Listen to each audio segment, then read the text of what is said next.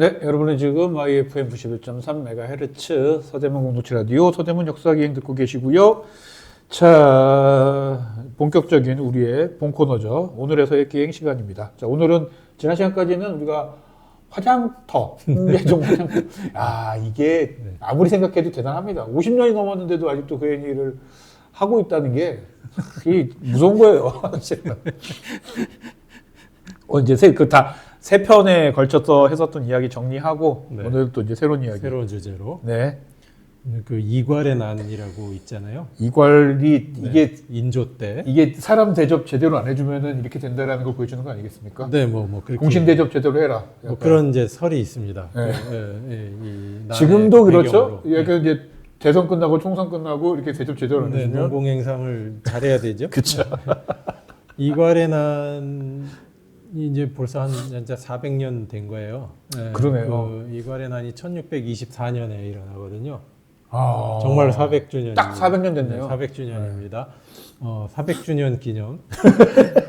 이괄의 난의 성패를 가른 전투가 있어요. 아, 그게 이제 당시 안현, 그러니까 그 안산을 말합니다. 안산. 그 정확히는 안산. 그때 이제 현이라는 게 언덕. 언덕이죠. 예. 무학제. 무학제. 무학제에서 벌어진 전투가 1624년 음력 2월 11일, 양력으로 3월 29일 요 주간입니다. 예. 이괄의 난 안현 전투가 이제 400주년을 맞이하는 그 얘기인즉슨 그 이야기를 그인즉슨 여기까지 왔던 얘기예요. 도성을 점령했습니다. 그렇죠. 네. 예. 도성을 점령했어요. 네네. 네. 좀 배경을 좀 얘기를 할까요? 그러면 네. 이괄의 난이 이제 그 안현 전투는 음력 2월 11일, 그러니까 양력으로 3월 29일에 벌어지고, 네. 음력 1월 24일, 양력으로 3월 13일에 평안도 영변에서, 영변하면 이제 현대 우리 북한에서도 굉장히 중요한 그죠. 지역이잖아요. 거기 핵 네, 실험하고 핵 그랬던데. 실험하는 그러니까. 그 묘향산이 그 영변 네. 그쪽에 있습니다. 그래요? 네. 묘향산. 그러니까 평양 위에 평안북도로 넘어가서 그러니까 의주까지는 안 가고 압록강까지는 안 가고 묘향산이면은 산악지대죠. 굉장히 유명한 고승들이 이제 묘향산에서 많이 그러니까 있었더라고요. 우리나라의 정말 명산이죠, 묘향산이. 네. 아무튼 거기에 주둔해 있다가 이제 거기서 거병을 합니다. 그리고 이제 이렇게 한 보름 지나서 안현 전투를 치르고요. 안현 전투 후에 4일 후 이제 음력 2월 15일, 그러니까 한 4월 초가 되겠죠. 네. 그 이괄이 이제 안현 전투에서 이제 결정타를 얻어맞고 패주하던 중에 측근들에게 살해되면서 이제 이괄의 난이 끝납니다. 정리되면. 예. 네. 한 20일 정도 이 난 기간이 있었는데 이 사이에 인조는 공주까지 피난을 갑니다. 그리고 아마 조선 역사상 유일하게 반란군이 도성을 점령했던. 네. 박정희 전두환 이전에 유일하게. 그렇죠. 네. 그러니까 이제 실제로 집권까지 성공한 경우를 이제 빼면 그러네요. 실패한 쿠데타로서는 유일하게 그러네요. 도성을 점령했던 그 반란이고요. 이 집은 선조, 인조, 요 부자지간이잖아요, 여기가요. 부자인가? 손자입니다, 손자. 여기까지는 엄청 이렇게 광해군부터 해가지고는 뭐 퍽하면 한양에서 그냥 도망다니는 게 일이었군요, 여기는요. 네, 그러니까 광해군만 좀 애매하게 껴 있고요. 그렇죠. 네, 광해군은 이제 본인이 그 왕자 시절에 그렇죠. 이 외란이 나가지고 거기서 뭐 세자가 되고 갑자기 이제 분조하고 그래서 명나라 갔다가 막 이러는 거 아니에요, 막. 그러니까 선조와 인조는 정말 그 희대의 암군들이죠. 그런 면에서. 네. 이게 사실 인조 집권 초기에 인조도 사실 반란으로 집권한 거잖아요. 인조반정이라고 하잖아요. 그래서. 그게 불과 그 1년 전에 있었던 일이거든요. 인조 집권 초기에 불안 요소가 폭발해서 벌어진 사건이고요. 네. 그 다음에 이제 요 무렵이 이제 조선에 있어서는 외교적으로 되게 민감한 시기였는데 이제 명이 쇠락하고 명청 교체기였으니까. 명청 교체기죠. 그래서 이제 후금의 발흥이라는 그 민감한 시기에 그러네. 거기 또 그 후금까지 있어가지고 이게 그 약간 정세를 판단하기가 되게 어려웠었던 거 같아요. 그래서 이제 나중에 현대에 와서 광해군이 주목받은 게 이제 일종의 균형외교. 그렇지. 근데 인조 반정이 되면서는 다시 명으로 쏠리는 이제 외교 정책을 통해서 결국 후금의 침략을 가져와서 탈탈 털렸다. 뭐 이건데 그런 민감한 시기에 이제 서북방 국경 병력의 대규모 감소를 가져온 사건입니다. 그러네요. 네. 예. 그 다음에 그 실제로 이괄군이 그 서북방 방어군이었기 때문에 네. 이괄군이 대거 이제 도성으로 들어와서 이제 결국 패퇴하니까 병력에 손실이 있었던 것도 맞고, 그렇죠. 실제로 이제 그런 반란을 한번 겪고 나서는 이 방어 체계가 예. 국경 중심이 아니라 도성 중심 방어 체계로 전환이 됩니다. 그치, 쫄았지, 이제. 네, 소위 네. 말해, 쫄았다는 얘기는 좀 그렇긴 해. 이게 겁을 먹은 거죠, 그냥. 트라우마가 된 거지. 그래서 요게 이제 3년 후에 정묘호란, 그 다음에 11년 뒤에 병자호란을 연이어 맞는데, 이때 그 대가를 아주 톡톡히 치르죠. 그러니까 그러네요. 이괄군이 그 평안북도 영변에서 거병을 해가지고 도성을 점령하기까지 보름이 걸려요. 네. 보름이 걸리는데, 나중에 그 정묘호란 때 압록강을 건너서 의주를 공격한 게 음력 1월 1627년 음력 1월 13일이고, 그때는 이제 황해도까지만 왔다 돌아가거든요. 그렇죠, 그렇죠. 황해도에 도착하는 게 불과 한 하루 열 이틀 만에 도착합니다. 네. 더 심한 건 병자호란 때인데 1636년 음력 12월 9일에 압록강을 도하여요. 청군이. 네. 도하는데 선봉대가 홍제원에 도착하는 게 12월 14일입니다. 6일 만에.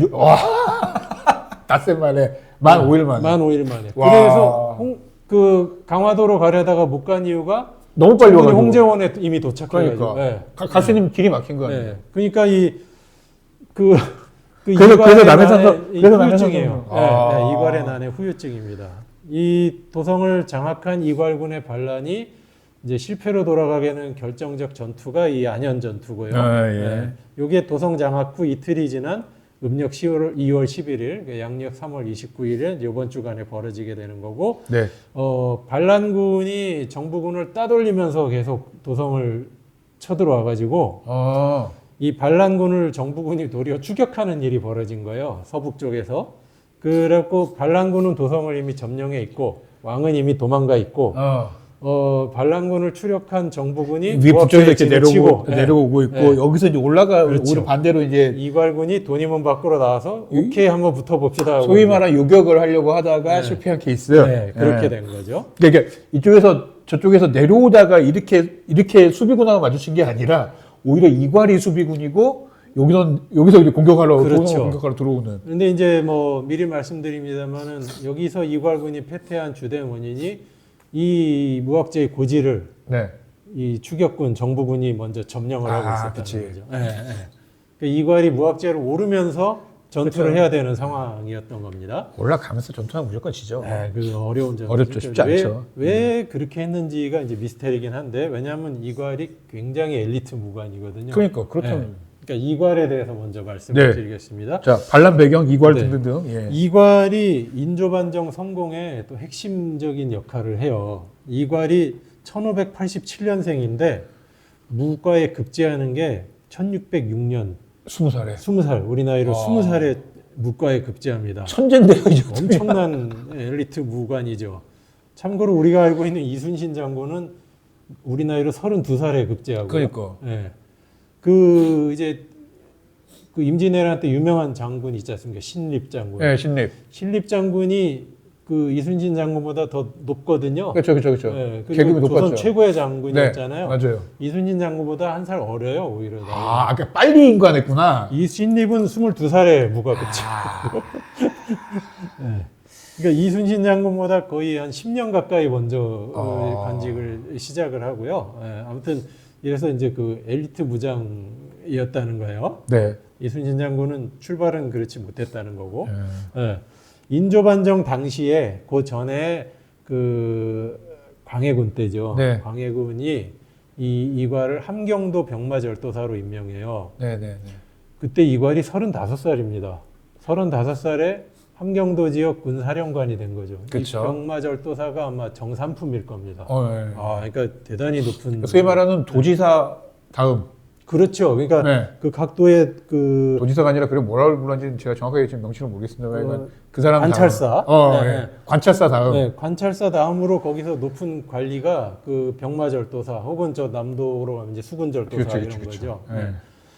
그리고 이제 1623년 여기 사실 인조 반정이 음력 3월 12일 날 벌어지거든요. 아, 비쌀 때네요. 요거 저기 얼마 안 남았습니다. 그러네요. 그 인조 반정도 요 서대문 지역과 관련이 많기 때문에 네. 그때가 되면 또 그 이야기를 할 텐데 인조 반정이 이제 인조가 누구냐면 선조의 그 여러 이제 아들들이 아들들. 있었는데 그 정원군이라는 아들이 있었어요.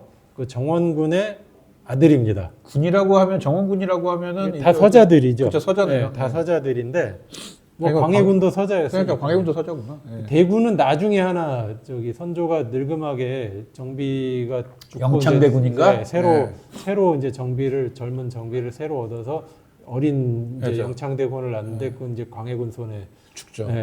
그렇게 되죠. 이 양반도 되게 좀 잔인하게 죽여가지고. 네, 그 광해군 그 축출의 이제 큰 이유 중에 하나죠. 그게 네. 폐모 살제. 그러니까 어머니를 죽이고 동생을 죽였다. 그쵸. 어머니를 패하고 네. 동생을 죽였다. 그건데 아무튼 그 아들 이제 능양군이라는 선조의 손자입니다. 그 능양군과 그 친척들과 그 당시 이제 그 광해군 때 이제 북인 정권이라고 네. 하죠. 네. 거기서 이제 실권을 잃고 있었던 서인들이 주도가 돼서 이제 일으킨 게 인조 반정인데 이괄이 이 반정이 무산될 뻔한 거를 되살려 가지고 성공시킨 주역입니다. 오. 반정 주역들이 모이기로 한 데가 홍제원이에요. 네, 홍제원. 근데 이게 사실 반정이 그날 이제 밤에 모이기로 했는데 이미 고변이 됩니다. 이게 쉽지 않아. 네. 고변이 된 상황에서 어쩌지 하다가 에라 모르겠다 네. 들어가자고 진행을 한 거예요. 네. 근데 이 반정이 사실은 한 3년 전부터 준비가 됐어요. 기획이. 그 3년 전이면 당연히 세죠. 중간에 또 여러 번 세 갖고 그러니까 무산되고 세지 당연히 그거. 이럽니다. 근데 능양군의 그 친척들 중에 신경진이란 무관이 있어요. 네. 요게 신립의 아들입니다. 이 이제 또 다른 무관, 그러니까 무장들끼리 모의를 시작을 한 거예요. 이서라는 무장하고 같이 모의를 시작해서 오케이 그럼 합시다. 거사를 치릅시다. 능양군을 모시고 그 나머지 능양군 친척들과 더불어서 계획을 짠 다음에 이제 무관들만 있으면 안 되니까. 그쵸. 문사들 중에 이제 동조할 사람을 물색을 하다가 김류, 이귀, 뭐 장유, 그다음에 나중에 유명해지는 최명길, 최명길. 김자점 뭐 이런 사람들을 이제 모은 거예요. 네. 참고로 여기 김류라는 사람은 이제 김여물이라는 사람의 아들인데 신립의 부장이었습니다. 같이 탄금대에서 죽어요. 맞죠. 같이 네. 요 아버지들끼리 같이 죽었는데 요 아들들끼리 또 운명 공동체가 된 거예요. 그러네. 그 김유가 이 반정군의 그 일종의 그 반정군에 가담한 이 문관들 중에서 상당히 이제 거기서 중심 인물입니다. 김유가. 그러다가 이제 2년 정도 지났는데 이게 이제 누설이 돼요. 누설이 됐는데 후궁 쪽으로 청탁을 넣어서 어떻게 모면을 했다고 합니다. 모면을 하고 이제 외직으로 좌천이 된 거예요. 좌천이 됐는데 거기서 다시 이제 거병 준비를 하는 거예요. 근데 어차피 도성을 치고 들어가려면 힘이 필요하죠. 도성 방비를 맡은 훈련대장, 훈련도감의 지휘관 여기를 포섭을 해야 된다. 그래서 그 사람을 포섭하는데 성공합니다. 그리고 이제 오케이 이제 때가 이르렀다 하고 간다. 이제 그 외직에 있던 무관들이 군사들을 이끌고 이제 여기 들어오는 겁니다. 그 파주 뭐 이런 데서 모여가지고 오케이 홍제원에서 모입시다 하고 이제 하는 거예요. 그런데 요게 또 고변이 되는 거예요. 그러니까 이제 당시에 그 광해군 때 마지막 영의종이 이제 박승종이라는 사람인데 이 사람이 알았어요. 그래서 이제 이거를 조치를 해야 되는데 하고 왕을 찾았는데 광해군이 연회 중이었죠. 그래서 재가를 못 받았어요. 이거를 이놈들을 잡아다가 이제 축청을 설치해서 해야 되는데 그 사이에 이제 들어간 겁니다. 근데 홍제원 집결 시에 반정군도 누설됐다는 거 알고 다 못 모여요. 네. 결정적으로 반정 세력의 그 지도자 중에 하나인 김류가 집에서 안 나오고 기다리고 있습니다. 쫄았구나. 네, 기다리고 있어요. 그래갖고 김류도 안 오고 대장격인 사람이 이제 안 오니까 군사들이 뒤숭숭한데 거기에 모여있던 이괄이 지휘를 맡아서 수습을 한 거예요, 분위기를. 김류가 늦게 옵니다. 그 당시 이제 실록의 기록에 보면 이귀, 김자점, 한교 등이 먼저 홍제원으로 갔는데 이때 모인 자들이 겨우 수백 명밖에 되지 않았고 김류와 장단, 파주 장단 거기서 와야 될 군사도 모두 이르지 않은 데다 고변서가 이미 들어갔다는 말을 듣고 군중이 흉흉하였다. 이에 이귀가 이귀라는 사람은 요 사람들 중에서 이제 나이가 좀 많은 사람입니다. 아. 이귀가 병사 이과를 추대하여 대장으로 삼은 다음 편대를 나누고 호령하니 군중이 곧 안정되었다. 김유가 이제 늦게 온 거예요. 김유가 이르러 전령하여 이과를 부르자 발이 크게 노하여 따르려 하지 않으므로 이귀가 화해시켰다. 그러니까 이 겁쟁이 놈의 자식 뭐 이렇게 된 인제서 거죠. 와가지고 네가 이과를. 대장 노릇 네. 하려고 하느냐. 네. 아. 여기서 무학제를 넘고 무학관을 거쳐서 네. 은희문으로 들어가지 않고 네. 저 북쪽 돌아서 창의문으로 들어가서 반정에 결국 성공을 합니다. 네. 참고로 인조는 서대문이랑 그래서 인연이 참 많습니다. 그래요. 이 이괄의 난도 결국 여기 무학제 전투에서 결판이 났죠. 반정할 때 경로도 그러네. 여기 서대문을 지나죠. 병자호란 때도 아까 제가 말씀드렸죠. 그 거기에 강화도로 막히는 가려다 바람에. 못 간 게 청군이 홍제원을 점령하고 있어서 못 갔다고요. 굉장히 약간 이 홍제원 요기 무학제 요쪽이 되게 그 요충지인. 네, 네. 정말 그렇죠. 네. 우리 유진상가 아 그러네요. 이해할 수 생각해보니까. 있죠? 네, 그러네요. 네, 이해할 수 있습니다. 네. 그리고 이제 이괄이 이제 반정에 성공하고 나서 반정 초기부터 이제 이 사람들의 그 노선은 네. 어쨌든 친명 체제를 강화하는 거, 이제 후금과의 균형 외교 이런 거는 우리는 안 할 거야. 이거 오랑캐랑은 이렇게 하고 싶지 않아. 네, 네. 그러니까 그렇기 때문에 이게 뭐라고 그랬을까요 그때 또? 아니 물론 그때는 뭐 그런 말 이유가 있었겠지. 그렇죠. 네. 네, 네. 지금도 그런 말 중인데요. 네. 지금이라고 그다지 다르지 않다고 생각합니다. 네. 그러니까 이제 큰 과제가 서북방을 어떻게 방어할 것이냐 이거죠. 그렇지. 원래는 후금이 원래 그 여진들이잖아요. 그쵸. 그러니까 이제 우리 함경도 위쪽이 원래 그 본거지인데 그렇죠. 이때 이미 그 명나라 밀린 거 아니에요, 이렇게. 요동까지 점령을 네. 한 상태예요. 그쵸. 그러니까 이제 압록강 넘어서 그 보이는 서북방 거예요, 방어가 위태로운 거죠. 그래서 인조가 집권 초기부터 이괄에게 서북방 방어를 맡기려고 했어요. 아. 네. 근데 이제 반정 주역들이 오히려 당분간은 도성에 둡시다. 왜냐하면은 이제 불안하잖아요. 네, 이게 광해군을 바로 죽인 것도 아니고 기양본에서 살아있기도 했고, 그 다음에 선조의 다른 아들들이 또 살아있었거든요. 그러니까 그쵸, 인조한테는 그쵸. 삼촌뻘 되는 그쵸. 살아있거든요. 그러니까는 뭐 당분간 그래서 그때 이 당시에 만만해서 인조를 해왔던 얘기도 있다. 모르겠어요. 그래서 당분간은 도성에 둡시다 이렇게 네. 건의해가지고 포도대장도 맡기고 이과를. 네, 한성 판윤도 맡기고 그렇게 됩니다. 네. 그리고는 이제 온갖 잡일은 다 한 거구나 그러면 이과리. 그렇죠. 이제 네가 여기 지켜야 돼. 아. 뭐 이런 거죠. 네. 그러다 이제 여름에 이제 장만이라고 하는 이제 이때는 이제 나이가 많이 돼. 이분은 이제 문관 출신인데 어떻게 이렇게 군사 지략도 뛰어났던 모양이에요. 장만을 이제 도원수로 임명하고 이과를 부원수로 임명하면서 그 음력 8월이죠. 그러니까 네. 뭐 아마 9월쯤 될 겁니다. 양력으로는 부원수 겸 평안도 병마절도사로 임명을 합니다. 뺐군요 그러면. 네. 이제 또 그래서 간. 네가 서북방 네. 지켜. 그래서 주둔한 데가 이제 영변인 거예요. 네. 그러고 이제 이해 가을에 이제 그 농공행상을 해서 결국 그 공신 책봉하는데 그 1등엔 못 들어갔고 그렇지. 2등에 이제 가장 앞자리. 그 1등에는 처음부터 이것을 기획했던 사람. 그 다음에 이제 어찌됐건 문관들이 더 우대를 받으니까. 그치. 이게 이제 김유나 이기 이런 사람들이 이제 거기 이제 들어가는 거고. 이괄은 이제 2등의 제일 앞자리입니다. 이제 이괄의 반란 배경을 이야기를 할 때 아까도 말씀하셨듯이 그 통상 알려진 바가 그렇습니다. 이제 또 이 농공행상과 관련해서 불만이 많았다. 그렇지. 네. 네. 그리고 이제 바로 그 외직으로 임명되니까 네. 나보고 평안도 가서 있으라고 여기 또 불만이 많았다. 요 얘기가 있는데 변두리가 있으라는 얘기냐 약간. 요것도 가능성이 없지는 않은데 네. 요게 다는 아닙니다. 어. 네. 그러니까 일단은 반란의 원인에 대해서 그걸로 기록한 그 이제 그 일반 사람들의 그 저술들이 있어요. 그쵸. 옛날에 조선시대 네, 때. 네.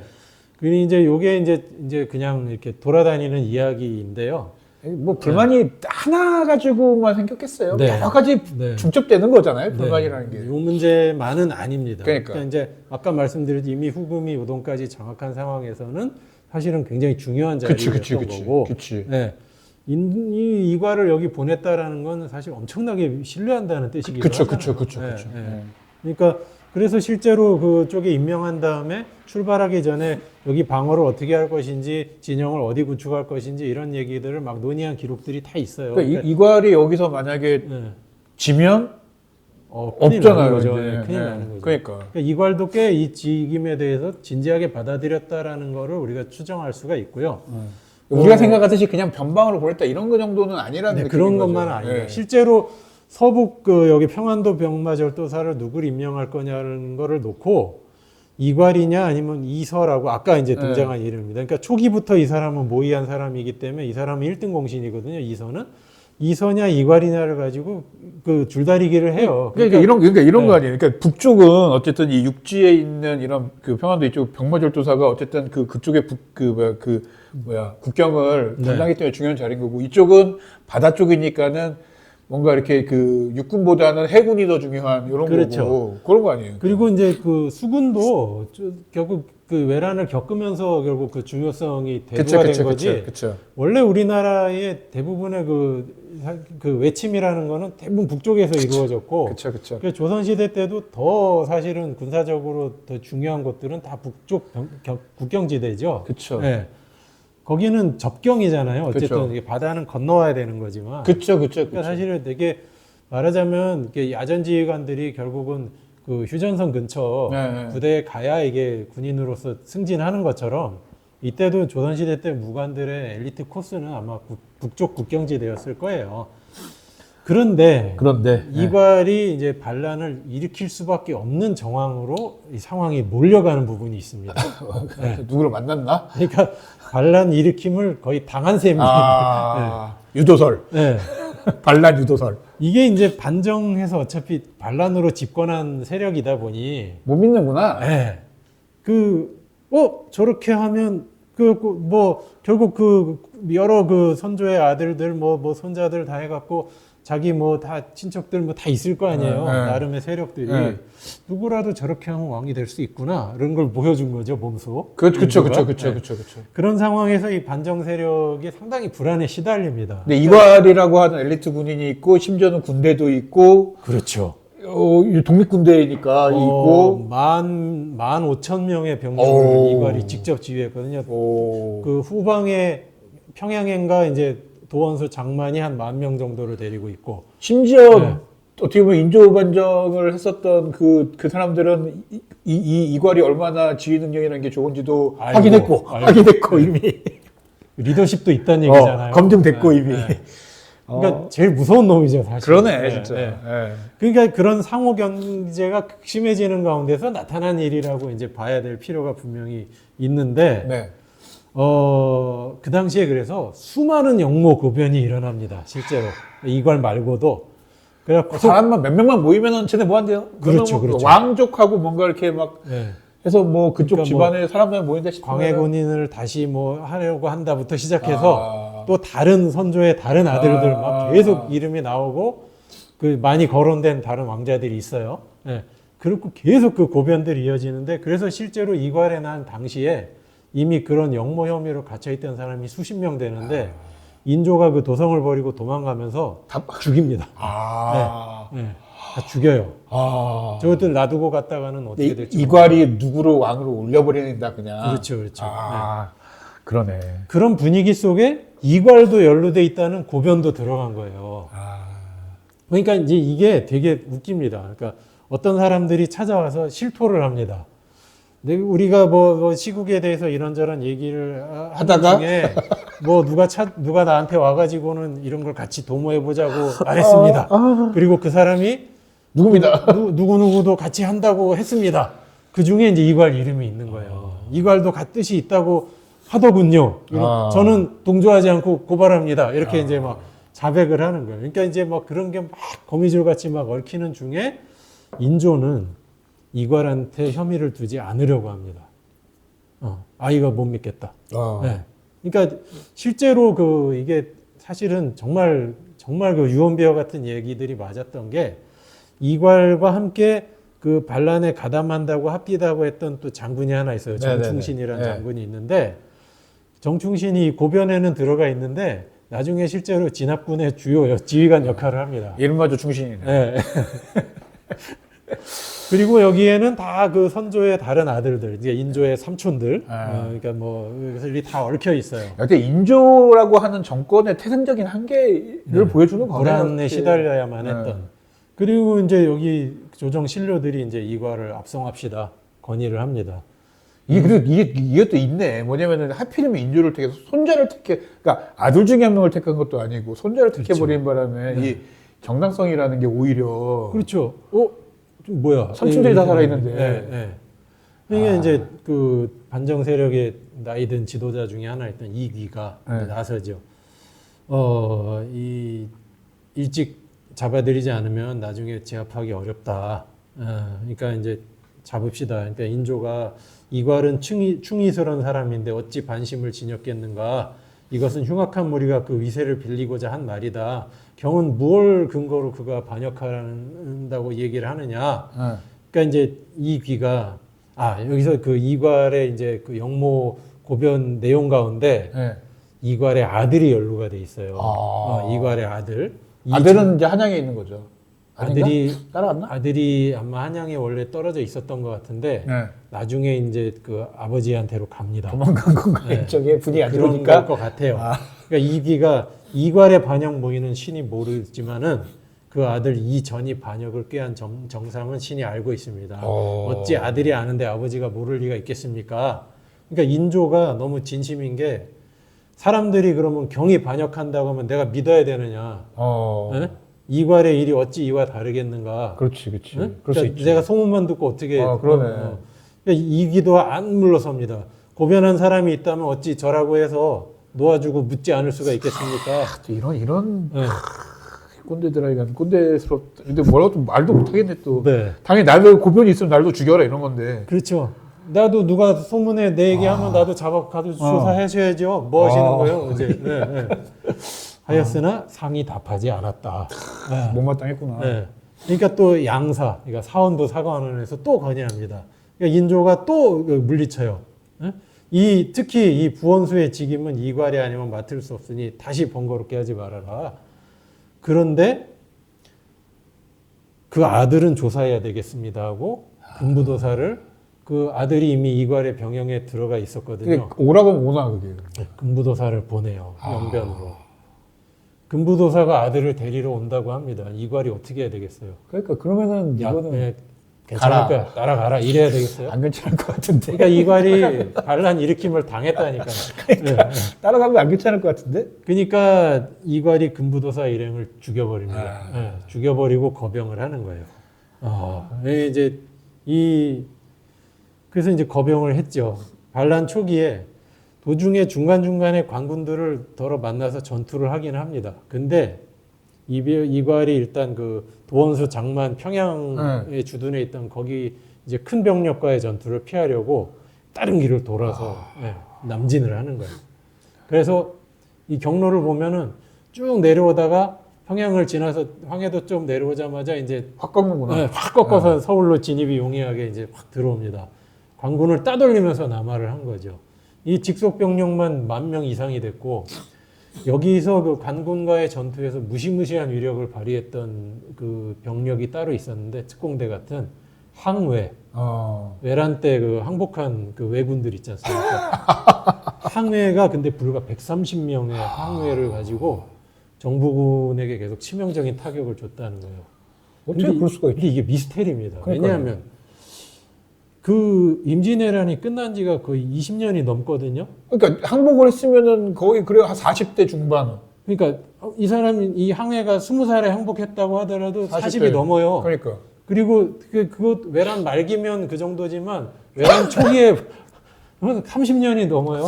이래서 이렇게 일본 사무라이에 대한 그리고 정말 이게 미스테리입니다. 이 항해들이 그게 무서웠다고 하는 게 일본 사무라이에 대한 그 두려움이 이렇게 해서 있는 건가? 그러지 않은가. 그러니까 이 엄청난 이 무사들이었구나. 이런. 130명 가지고. 그러니까는 이제 서울에 네. 이괄의 가족들이 남은 가족들이 있었던 것 같아요. 그렇죠. 네. 있었겠죠. 그래서 이괄의 부인과 남은 가족들을 잡아 가둡니다. 네.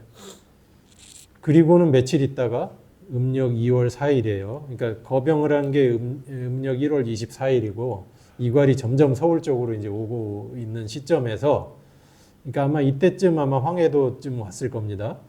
그 부인과 이괄의 동생을 이제 참형에 처합니다. 그리고 이틀 뒤에 이괄의 며느리, 그러니까 그 아들이 연루돼 있었잖아요. 며느리와 이괄의 장인도 참형에 처합니다. 그리고 이제 도성 방어를 막 준비하면서 한편으로 여차하면 이제 간다. 달아갈 준비를 피난 준비를 하고 또 이제 이런 일 있을 때 또 이제 또 해갖고 의병도 모집을 하고 뭐 병력 충원하고 이제 이런 하는데 음력 3월 25일 음력 2월 7일 양력 3월 25일 황해도 평산에서 이제 관군이 대패합니다. 그 소식을 듣고는 바로 도망가야 되겠다. 도망가야 되겠다. 그래서 다음 날 3월 26일에 그러니까 이번 주로 하면 이제 화요일입니다. 피난길에 오릅니다. 그때 영모로 갇혀 있던 사람들을 다 죽이고 죽이는 거예요. 근데 가면 이제 피난 준비를 하면서 이런 걸 검토해요. 그때 그 후금이 요동을 정복한 후에 명나라 장군 모문용이라는 장군이 그 평안도 앞바다 어느 섬에 그 주둔해 있었거든요. 거기서 이제 할 일 없이 후금을 치겠습니다 하고 자기 조정에는 해놓고 할 일 없으니까 평안도 내륙으로 와서 막 노략질해가고 그 골치 아픈 장수 있었어요. 모문용이. 명나라가 항상 좀 그러네. 와가지고 뻘짓을 많이 하는 거죠. 그렇죠. 여기다 도와달라고 할까? 이걸 검토해요. 내란이 일어났는데 명나라한테 도와달라고 그래. 다행히 취소돼요. 그러니까 이제 이 결정은 잘한 돈 받았다가 더 골치 아프겠다. 그러니까. 이제 이런 결정은 잘한 결정이네. 나중에는 더 재밌는 검토도 합니다. 강을 건너고 나니까 이제 한강을 건넜잖아요. 한숨을 돌렸잖아요. 그러니까 이제 정승들이 그 외란 때 선조가 도망갈 때 정승들이 뭘 건의합니까? 세자를 세우셔야 됩니다. 이때 인도가 집권한 지 1년밖에 안 됐는데 한강 건너고 나니까 정승들이 세자를 세우셔야 됩니다. 건의를 합니다. 그리고 이제 3월 27일 이번 주 수요일에는 이괄이 도성에 진입합니다. 진입을 했군요. 그리고 어가가 수원까지 가요. 수원까지 가고 10일에 이제 이런 검토를 합니다. 야, 로마에 수건까지 갔으면 진짜 불이 나게 도망가네. 도망가죠. 진짜 불이 나게 도망가네. 가마 타고 막 가였을 거 아니에요. 전속력으로 가마가 쫓겼는데 수원까지 갔단 말이에요. 하루 만에 수원 가기 쉽지 않은데. 8일 날 출발해서 9일 날 수원까지 갔어요. 이게 맨몸으로 지금 우리 같은 사람이 맨몸으로 그냥 걸어서 수원 가도 하루 만에 가는 거 쉬운 일이 아니에요. 대단하죠. 근데 어가가 갔다는 거는 그 임진왜란 때도 여기 그 새벽에 출발해서 하루 만에 그 임진강 그러니까 그러네. 역시 위에 닥치면 무슨 일이 생길지 모르는군요. 그 10일에는 뭘 검토하냐면 그때 이제 그 임진왜란 끝난 다음에 얼마 안 돼서 또 저기 교역해 주십시오. 그 동네에 또 외관을 열어요. 그 일본인들이 거기 또 와 있단 말이에요. 걔들 땡기자. 걔네들한테 도와달라고 그럴까? 이게 뭔 근본이 없구만 이 사람들. 이게 지금 실록이 다 남아있는 얘기예요? 다행히 취소됩니다. 야, 이렇게 근본이 없었나? 그러니까 저놈도 불러들였다가 또 무슨 일을 하면 어떡해. 그러니까 아니 그런 걱정을 하면서 왜 그 검토를 하는지 모르겠어요. 그래서 11일에는 천안까지 가요. 천안. 진짜 엄청나게 뛰었군요. 야, 대단하다. 그 11일이 이제 이 무학제 전투가 벌어지는 날인데요. 이괄이 일단 도성을 점령해 있으면서 왕을 하나 추대를 합니다. 여기까지 얘기해 될 것 같습니다. 요거까지만 이야기해야 될 것 같아요. 그러니까 다른 왕자, 선조의 다른 왕자들, 인조한테는 3,000벌 되는 왕자들이 있었다고 그랬잖아요. 그 중에 이제 이런저런 유언비어 같은 영모 고변에 늘 연루되던 사람이 하나 있어요. 그 사람을 이제 왕으로 일단 추대하는데 그 이야기부터는 다음 주에 그 이야기랑 이제 이 무학제 전투 이야기는 다음 주에 말씀을 드리도록 하겠습니다. 이게 참 사람의 의지와 관계없이 그 상황에 몰릴 수 있다는 걸 보여주는 어떤 그런 걸 수도 있다는 생각이 들어요. 진짜. 그러니까 너무 딱하죠? 이런 거 볼 때마다 약간 그런 생각도 들고, 아니 이게 약간 성공했으면 몰리고 성공했으면 사실 윤석열 대통령처럼 되는 걸 수도 있는 거야, 사실은. 몰려서 나 뭐 다 때려치고 가가지고 대통령 선거 나가고 약간 맞아요. 사람의 잘 모르는 겁니다. 어쨌든 어쨌든 그 얘기하면서 자 우리 준비가 안 돼 있었겠죠, 물론. 이괄도 준비 안 돼 있으면 실패한 거 네, 아니겠습니까? 그렇죠. 네. 자 노래 들으면서 마무리 짓도록 하겠습니다. 다음 시간에 또 이괄에 대한 이야기 좀 자세하게 또 하도록 하고요. 네. 저희들은 인사드리도록 하겠습니다. 지금까지 서대문 역사의 경영 황원이었습니다. 네, 박정수였습니다. 감사합니다.